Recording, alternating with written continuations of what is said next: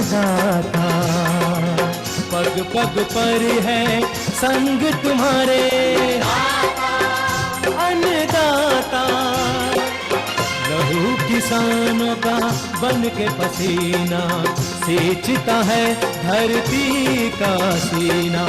मेहनत का तेरी हक दिलवाने, नई तकनीक नई खोज बताने। पशुधन को गुणवान बनाना, पौध सुरक्षा को सिखलाना, खेती के सब गुर समझाने, भारत का सरताज बनाने। आठों पहर है संग तुम्हारे अन्नदाता, अन्नदाता। नमस्कार, मैं श्वेता भट्टाचार्य आप सभी दर्शकों का अन्नदाता कार्यक्रम में स्वागत करती हूं। हर रोज की तरह कार्यक्रम में हम लेकर आते हैं खेती बाड़ी से जुड़ी हुई बहुत सी लाभकारी जानकारियां। तो चलिए सबसे पहले देखते हैं क्या है विशेष आज के कार्यक्रम में। आधुनिक तरीके से खरबूजे की खेती पर एक किसान का अनुभव। बकरी के मेमनों में होने वाली बीमारियां और उनका निदान। जैविक उर्वरक माइक्रोराइजा एवं ट्राइकोडर्मा बनाने की विधि।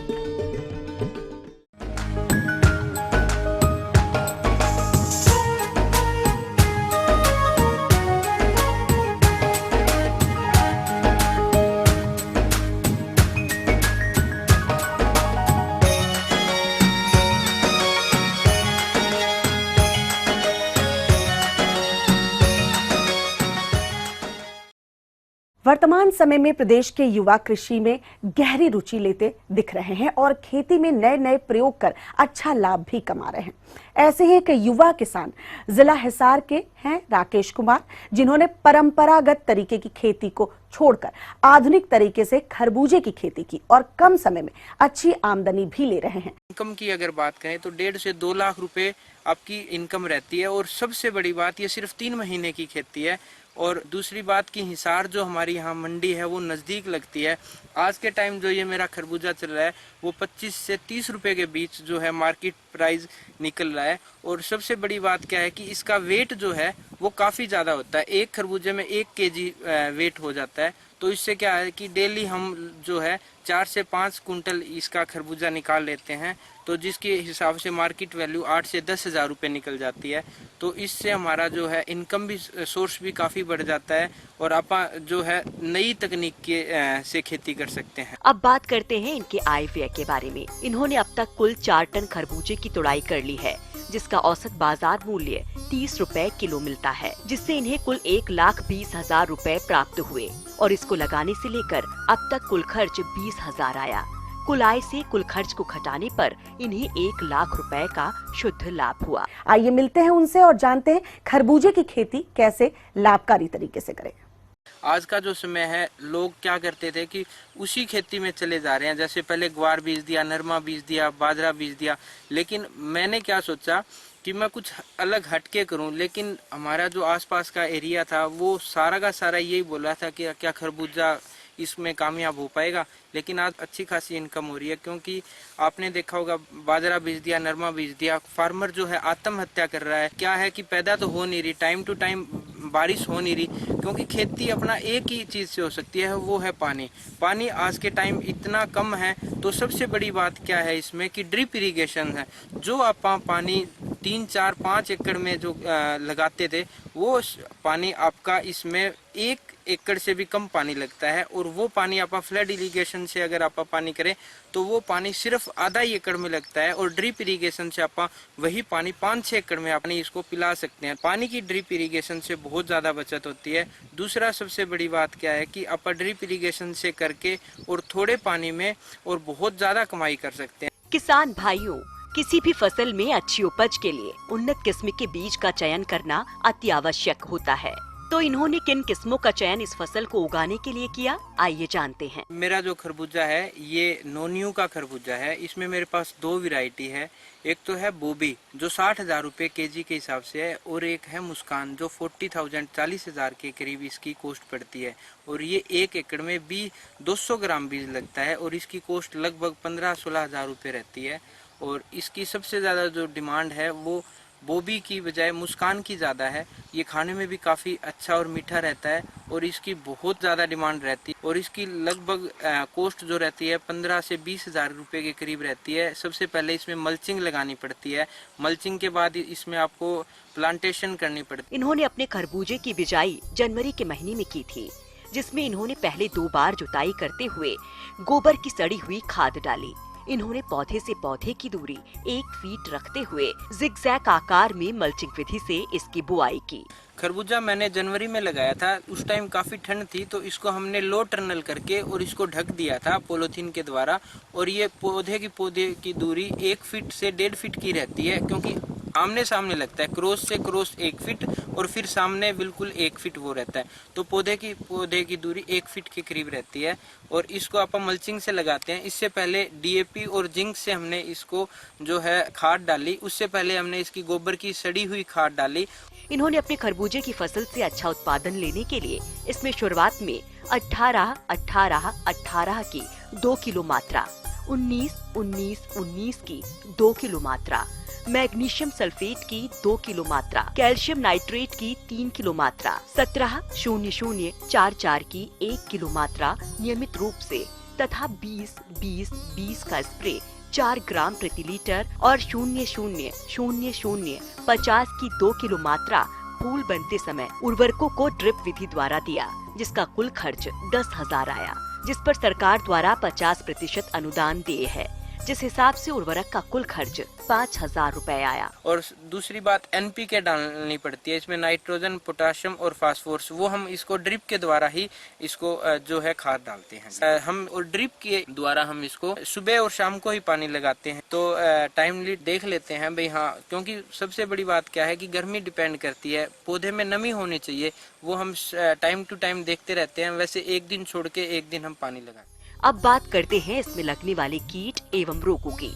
वैसे तो इसमें कोई खास रोग नहीं आता, पर कभी कभी फ्रूट फ्लाई का प्रकोप देखने को मिलता है, जिसकी रोकथाम के लिए इन्होंने 2 मिलीलीटर प्रति लीटर मेलाथियान की मात्रा का छिड़काव तथा नीम ऑयल का स्प्रे किया। तो इसमें फ्रूट फ्लाई सबसे ज्यादा आती है और कोई इसमें बीमारी नहीं आती, तो उसके लिए हमें टाइम टू टाइम स्प्रे करना पड़ता है। इसमें हमें सब्सिडी भी मिलती है, 8,000 रुपये पर एकड़ के हिसाब से गवर्नमेंट हमें सब्सिडी भी देती है, जिससे फार्मर्स का मनोबल काफी ज्यादा ऊपर बढ़ता है, क्योंकि गवर्नमेंट बहुत ज्यादा इसको बढ़ावा दे रही है जी। तो ये बहुत अच्छा लगता है गवर्नमेंट को।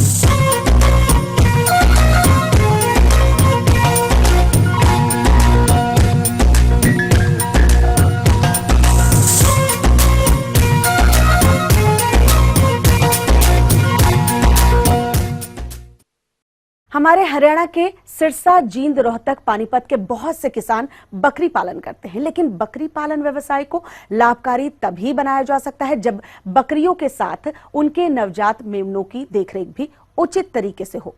नहीं तो ये कई प्रकार की बीमारियों की चपेट में आ जाते हैं, जिससे कि बकरी पालकों को भारी नुकसान उठाना पड़ सकता है। तो किसान भाइयों, बकरी के नवजात मेमनों में कौन कौन से रोग आते हैं तथा उनका टीकाकरण किस प्रकार से करवाएं, इस बारे में विस्तार से जानकारी दे रहे हैं एक विषय विशेषज्ञ डॉक्टर विनय चतुर्वेदी। मेमनों का स्वास्थ्य प्रबंधन के बारे में मुख्यतः ये 2-3 बीमारियों से ग्रसित होते हैं। जब ये पैदा होते हैं उसके 20 दिनों तक इनको कोलीबैसिलोसिस या ई कोलाई इन्फेक्शन के चांसेस ज़्यादा रहती हैं। ई कोलाई इन्फेक्शन में इन बच्चों में डायरिया होती है, जो कि सफ़ेद कलर की और पानी की तरह की होती है। इस बीमारी के बचाव के लिए 2 चीज़ें ध्यान में रखना चाहिए। पहली बात तो बच्चों को जो हम दूध पिलाते हैं वह दूध जो है प्रचुर मात्रा में ना हो, और इस दूध पिलाने को हम अगर 2 या 3 भाग में विभाजित करके दिन में 2 या 3 बार पिलाएं तो यह बचाव का एक तरीका होता है। दूसरा एक मुख्य बचाव का तरीका और है कि हम 20 दिनों तक के बच्चों को किसी न किसी बेडिंग मटेरियल के ऊपर रखें, क्योंकि इससे कम उम्र के बच्चे जब मिट्टी के संपर्क में आते हैं तो वे मिट्टी से इन्फेक्शन इनको होता है और जिसकी वजह से ये इस बीमारी से ग्रसित होते हैं। किसान भाइयों, समय रहते यदि इस रोग का नियंत्रण नहीं किया गया तो भारी नुकसान आपको उठाना पड़ सकता है। तो किस प्रकार से करें इसका नियंत्रण, आइए जानते हैं। इस बीमारी के उपचार के लिए सबसे पहले हम इनको इंजेक्शन जेंटामाइसिन जो कि 0.5 ml इंट्रामस्कुलर दिन में 2 बार दिया जा सकता है, और एक टैबलेट आती है सिफाड्रॉक्सिल। ये टैबलेट जो है इनको 62.5 मिलीग्राम के हिसाब से लगभग दिया जा सकता है। किसान भाइयों, ई कोलाई के स्वास्थ्य प्रबंधन, ई कोलाई का जब भी संक्रमण हो तो उसके प्रबंधन के लिए हम बच्चों में इंजेक्शन जेंटामाइसिन या इंजेक्शन एमिकासिन लगा सकते हैं। इसको 2 से 3 किलो के बच्चों में 0.5 ml इंट्रामस्कुलर दिन में 2 बार लगाया जा सकता है। तो टैबलेट सिफाड्रॉक्सिल ये जो है 50 मिलीग्राम से 100 मिलीग्राम ओरली हम दे सकते हैं, और यह चिकित्सा जो है इनको 3 दिन तक कम से कम करनी चाहिए। और उसी समय इन बच्चों को जिनको यह इन्फेक्शन हो गया है उन्हें हम बाड़ों से अलग कर दें एवं उनकी सफाई करें किसी भी एंटीसेप्टिक सॉल्यूशन से। इसके बाद जब ये बच्चे बड़े होने लगते हैं, 20 दिन या 1 महीने से ऊपर हो जाते हैं, तो करीबन 2 महीने के बच्चों के आसपास इनको कॉक्सीडिया के इन्फेक्शन होने की बहुत चांसेस रहती हैं। कॉक्सीडिया इन्फेक्शन में बच्चे जो है कमज़ोर होते जाते हैं, इनको रुक रुक के डायरिया होती है, दस्त होगी, और इनका वजन उस हिसाब से नहीं बढ़ता है जैसा इन्हें बढ़ना चाहिए। कुछ बच्चों में ये भी पाया गया है कि इनके पेट जो है लटक से जाएंगे, इनका जो कोट होता है, बाल जो है वो चिकने नहीं रह जाते, वो थोड़े से खुरखुरे हो जाते हैं। जैसे कि अभी आपने कोक्सीडियो रोग के लक्षण के बारे में जाना, तो किस प्रकार से करें इस रोग का नियंत्रण, चलिए ये भी आपको बताते हैं। कॉक्सीडिया के स्वास्थ्य प्रबंधन के लिए हमें यह करना होता है, मुख्यतः 2 या 3 एंटी कॉक्सीडियल ड्रग्स होती हैं जो कि हम उपयोग में ला सकते हैं इसके रोकथाम के लिए। पहली होती है सल्फाडाइमिडीन, जो कि हम 100 to 150 मिलीग्राम पर केजी बॉडी वेट के रेट से पर ओरल सोल्यूशन की तरह इनको 5 से 7 दिन तक दें।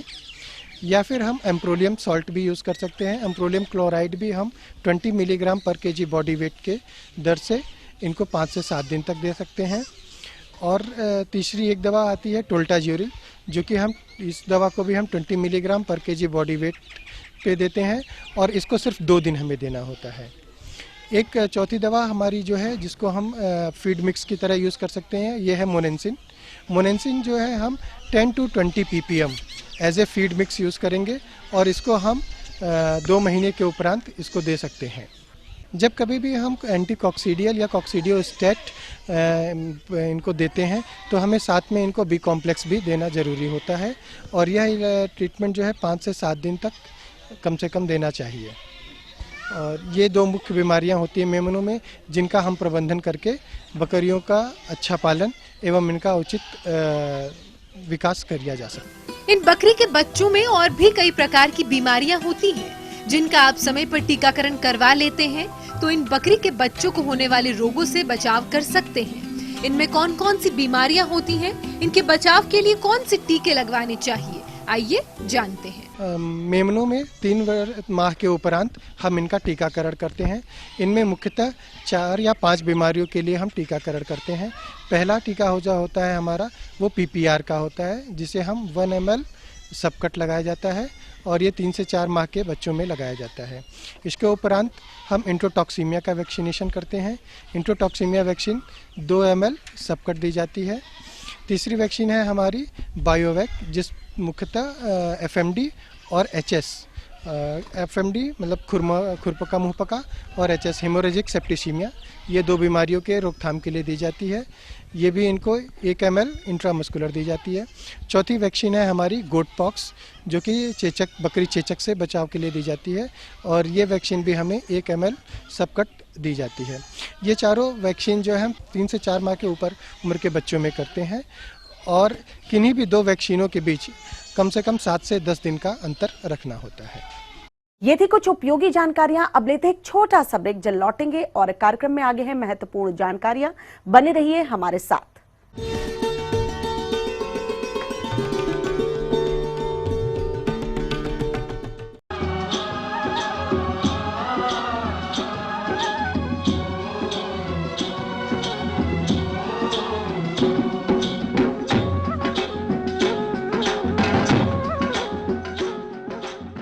ब्रेक के बाद एक बार फिर से आप सभी दर्शकों का अन्नदाता कार्यक्रम में स्वागत है। बढ़ते हैं अगली प्रस्तुति की ओर।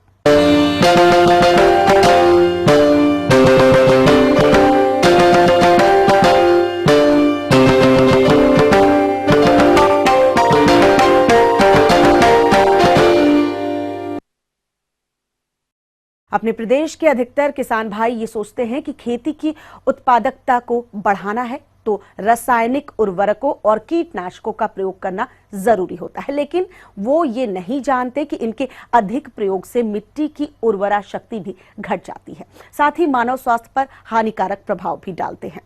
तो इस समस्या को देखते हुए हमारे सहयोगी ने भारतीय कृषि अनुसंधान परिषद नई दिल्ली में आयोजित कृषि मेले में जैव उर्वरकों और जैव फफूंदीनाशी से संबंधित कुछ जानकारियां प्राप्त की हैं। तो ये किस प्रकार से उपयोगी हैं और किसान अपने स्तर पर कैसे करें तैयारी से, इस बारे में जानकारी दे रहे हैं एक कृषि वैज्ञानिक डॉक्टर ओम प्रकाश शर्मा। हमारा ये जो संस्थान है NIPHM, national institute of plant health management, इसमें हम जो जैविक नियंत्रण के जो कीट रोग हैं उनके जैविक नियंत्रण के बारे में जानकारी देते हैं ताकि पेस्टिसाइड का यूज किसानों को कम से कम करना पड़े। ये एक तरह माइकोराइजा एक जैव उर्वरक है जो हर प्रकार की फसलों में काम आ सकता है। अभी हम किसानों को ये बता रहे हैं कि वो कम लागत से अपने स्तर पर कैसे उत्पादन कर सकते हैं। माइकोराइजा का खेत स्तर पर उत्पादन, इसमें ऐसी कम लागत की तकनीक बताई है जैसे कि स्टार्टर कल्चर या प्रारंभिक थोड़ा कल्चर मार्केट से या कोई जैव उर्वरक प्रयोगशाला से किसान लेंगे और उसके बाद में गमले में या पॉलीथीन की बैग्स में किसान खुद कोई भी बीज बुआई करके और अपने आप उसमें सोइंग करेंगे। उसके नीचे जो माइक्रोराइजा कल्चर है वो प्रारंभिक कल्चर उसमें डाल देंगे। उसके बाद में पौधा धीरे धीरे बढ़ेगा, उसकी जड़ें बढ़ेंगी। माइक्रोराइजा इसके अंदर एक बार जड़ों के अंदर चला गया वो भी धीरे धीरे बढ़ेगा और जैसे जैसे जड़ बढ़ेगी माइकोराइजा ये अंत में ये माइकोराइजा की जड़ें हैं वो फुल ऑफ माइकोराइजा हो जाएगी। बाद में क्या करेंगे कि यही जड़ें गमले से फसल पकने के बाद में तो ऊपर से फसल को काट देंगे और जड़ें भी हम निकाल लेंगे गमले के अंदर से। जड़ें निकाल के और इसको छोटे छोटे टुकड़ों में काट देंगे। ये जो माइकोराइजल जड़ें हैं इनको छोटे छोटे टुकड़ों में काट के और काम में ले लेंगे। जड़ों को काम में लेने से पहले इसको वर्मी कंपोस्ट या कोई भी गोबर की खाद है उसके अंदर डाल के और तैयार कर लेते हैं। इस तरह से जो माइकोराइजा कल्चर किसान खुद तैयार कर लेंगे। इस तरह से तैयार कल्चर है वो किसान 3 से 4 किलो प्रति एकड़ के हिसाब से डाल सकते हैं। किसान भाइयों, जैसा कि अभी हमने आपको बताया कि आप किस तरह से अपने स्तर पर माइक्रोराइजा कल्चर तैयार कर सकते हैं, लेकिन अब आवश्यकता इस बात की है कि ये कल्चर फसलों के लिए किस प्रकार से उपयोगी है। ये मुख्य रूप से जो फास्फोरस तत्व है उसकी उपलब्धता फसलों में बढ़ाता है। फास्फोरस के साथ साथ दूसरे जो सूक्ष्म पोषक तत्व हैं उनको मिट्टी से लेने में भी पौधे के लिए हेल्प करता है। और इसके अलावा ये कुछ रोग हैं मिट्टी जनित जो रोग हैं उनसे फसल को बचाने में भी सहायता करता है। तो ये एक बहुत ही लाभदायक और उपयोगी जैव उर्वरक है। इसको किसान स्वयं अपने स्तर पर उत्पादन करके काम में ले सकते हैं। विभिन्न फसलों में कई प्रकार के रोग जैसे जड़ गलन आदि लगते हैं, जिसके नियंत्रण हेतु उचित उपाय नहीं किया गया तो किसानों को भारी नुकसान उठाना पड़ सकता है। लेकिन यदि आप ट्राइकोडर्मा कल्चर तैयार करके फसलों में उपयोग करते हैं तो इन रोगों से अपनी फसलों को बचा सकते हैं। तो किस तरह से तैयार करें ट्राइकोडर्मा कल्चर एवं इसका उपयोग, चलिए ये भी आपको बताते हैं। इसके लिए एक बहुत ही सरल तकनीक है, जैसे ये ट्राइकोडर्मा है। ट्राइकोडर्मा तैयार करने के लिए किसान को ये ज्वार का बीज ले लेंगे, ज्वार या मक्का या कोई गेहूं का या बाजरे का भी बीज ले सकते हैं। इसको पानी में भिगोकर और प्रेशर कुकर के अंदर स्टरलाइज करते हैं। प्रेशर कुकर के अंदर 1 सीटी लगने के बाद 40 मिनट तक इसको स्टरलाइज करते हैं, जीवाणु रहित करते हैं। उसके बाद में इसके अंदर जो मदर कल्चर है, ये मदर कल्चर हमारे पास ये रहता है, इसमें से लेके और थोड़ा सी मात्रा इसमें डाल देते हैं। इसमें से मदर कल्चर लेके और इसके अंदर डालेंगे। उसके बाद में क्या होगा कि ये 1 हफ्ते बाद में 2-3 दिन बाद में ऐसा हो जाएगा इसका ऐसा कलर, 3 दिन के बाद में, और 5 दिन के बाद में इसका जो रंग है वो इस तरह का हो जाएगा। ये हरा कलर ये दिखा रहा है, भी इसके अंदर ये जो ट्राइकोडर्मा है वो ग्रो हो रहा है, इसके अंदर ट्राइकोडर्मा बढ़ रहा है।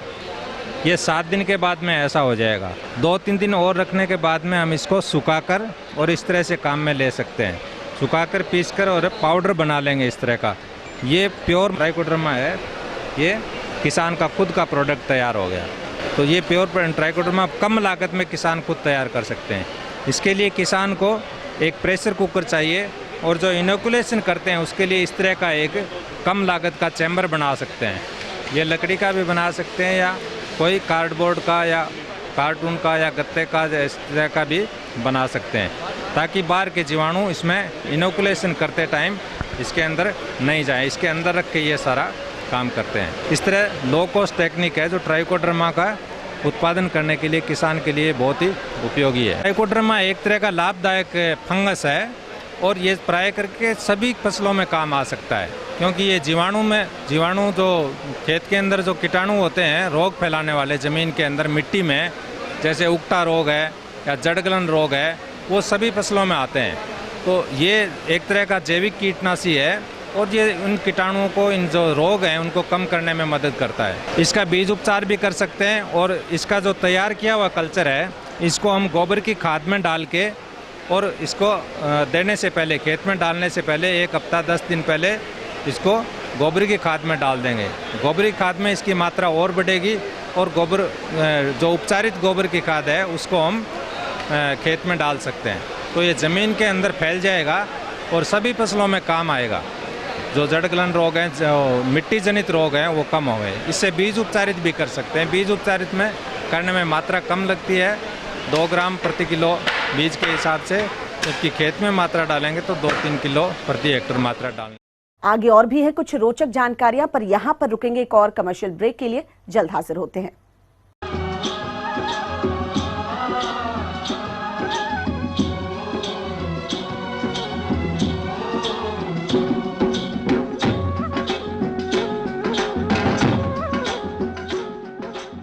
ब्रेक के बाद आप सभी दर्शकों का स्वागत है। चलिए अब रुख करते हैं अगली कड़ी की ओर।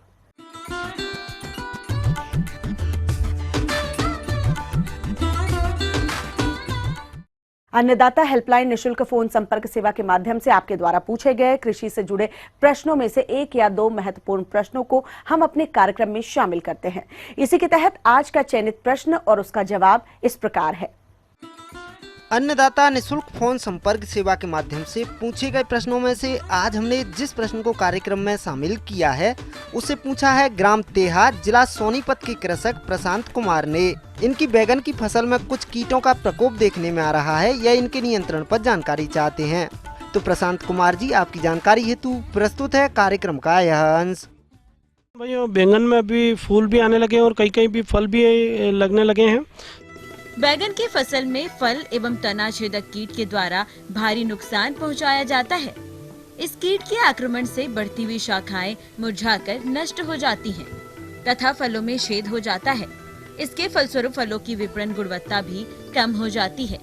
तो जो जिन फलों में फल छेदक कीट का आक्रमण होने लगा है उन फलों को हमें निकालकर जमीन के अंदर उसको हमें गाड़ देना है, या हमें सावधानी के तौर पर जैसे फूल आने लगे उसके बाद में हमें मेलाथियान जो है उसको हमें 1 मिलीलीटर प्रति लीटर के हिसाब से हमें छिड़काव करना चाहिए। तो जो शूट एंड फ्रूट बोरर है, प्ररो है फल भेदक जो कीट है, उस कीट से हमें निजात पाया जा सकता है।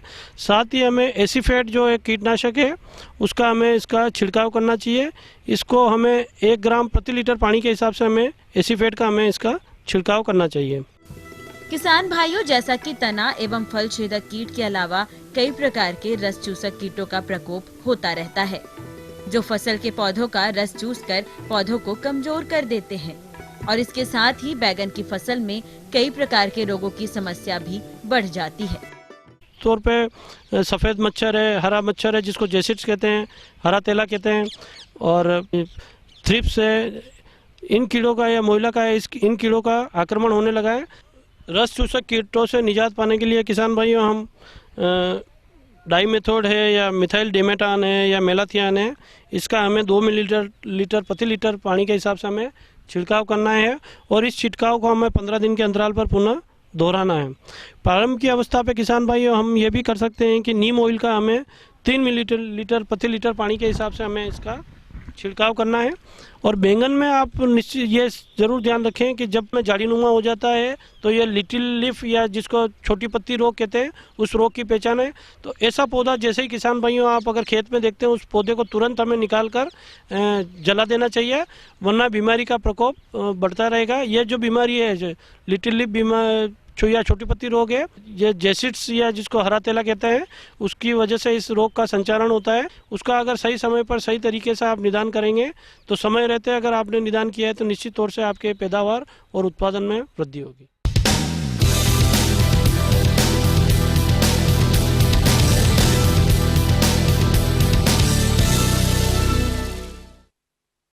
राज्य की विभिन्न मंडियों में कृषि उत्पादों के चढ़ते उतरते बाजार भाव की संक्षिप्त जानकारी इस प्रकार है।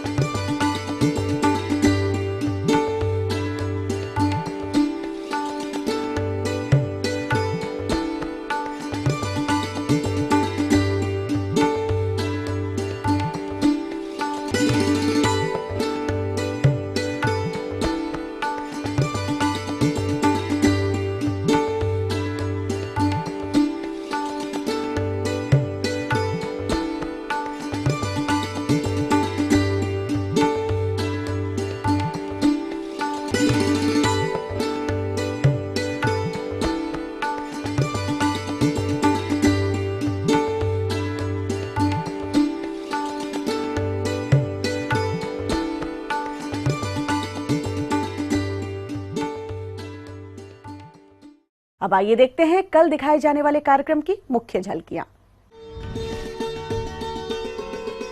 अनार के बागों में फूल आने के समय कैसे करें कीट प्रबंधन, अदरक की अधिक उपज देने वाले कस्बे और वैज्ञानिक तरीके से बुआई विधि। हम ये उम्मीद करते हैं कि आज का कार्यक्रम आप सभी दर्शकों के लिए उपयोगी रहा होगा। किसान भाइयों, अन्नदाता आपकी सेवा के लिए संकल्परत है।